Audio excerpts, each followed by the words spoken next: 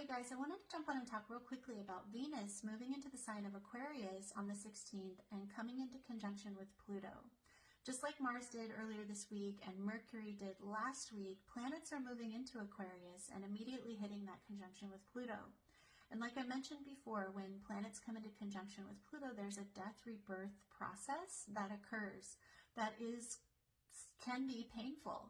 And the reason I want to talk about this is because I think Venus in particular is especially emotional. I think it's a more emotional experience, whereas Mars was maybe more physical, examining that internal flame, you know, our deepest desires and the actions we're taking or not taking to manifest those desires. Mercury was maybe more of a mental sort of experience. With Venus, it's very emotional. We could be experiencing a bit of an emotional purge over the next few days while this conjunction is with an orb.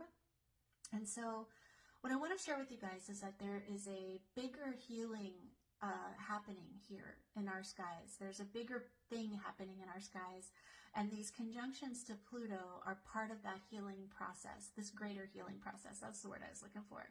Because we have the North Node conjunct Chiron in the sign of Aries, there's a healing happening at a very core level for many of us. And these conjunctions to Pluto are helping us sort of let go of things that are no longer serving us. But it is a bit of a painful process. And with Chiron activated, a lot of these wounds could be these sort of innate wounds. What the Chiron wound is, it's this part of you that you feel like is just sort of broken. There's something wrong with me, and I'm never going to be able to figure out what it is or how to fix it. That's the Chiron wound.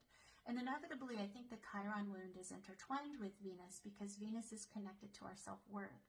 And so when we have these sort of innate Chiron wounds activated, our self-worth is activated as well, or our lack of self-worth, or whatever our self-worth is, it's activated.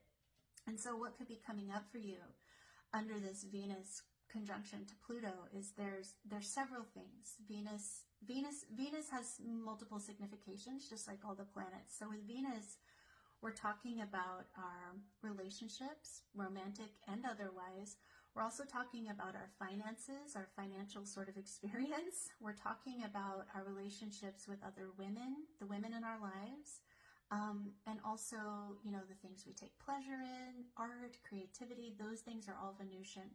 And so there's a transformation happening in all of these different significations. Either one or all of them could be unfolding in your life in some way. And so what I want to share with you guys, though, that I think is important to understand is that there's an intensity with Pluto. There's a real intensity with Pluto. So, for example, in your relationships, there could be some, I always find there's a little bit of insecurity with Venus-Pluto. This feeling of almost like fear that I'm going to lose this person. This person doesn't love me the way that I love them. There's an obsession, almost an obsession, as I almost said that, but you know what I mean? There's this real intense pull towards our relationships, and there's almost a sense of envy or jealousy when this person, like, you know, has something that they're interested in other than you. For a moment, there's an insecurity there. That's really what I'm getting at. As far as like finances, we could be examining our finances and going, oh my gosh, like why don't I ever make enough money? I'm not making enough money to like afford my life or to do anything fun or pleasurable. Those are Venusian things that could be coming up. But all of this is really tied to that sense of self-worth. And so self-worth work is what we're doing right now. And what I want you to understand about this Pluto process is that, you know, you can't jump to the rebirth. You can't jump to the transformation. You have to, there's a purge that needs to occur with Pluto. There's a release, there's a death that needs to occur and grieving that needs to happen. You can't rush those things. They happen when they do. But this is all leading to some really beautiful things, I think, in the coming weeks and months. But we're going through it right now. A lot of us. This is a really intense time, and I just wanted to share that with you guys. In case you're feeling it, I know a lot of people are. And so I just wanted to share that with you guys. I think that's really all I have to say. I hope it's helpful.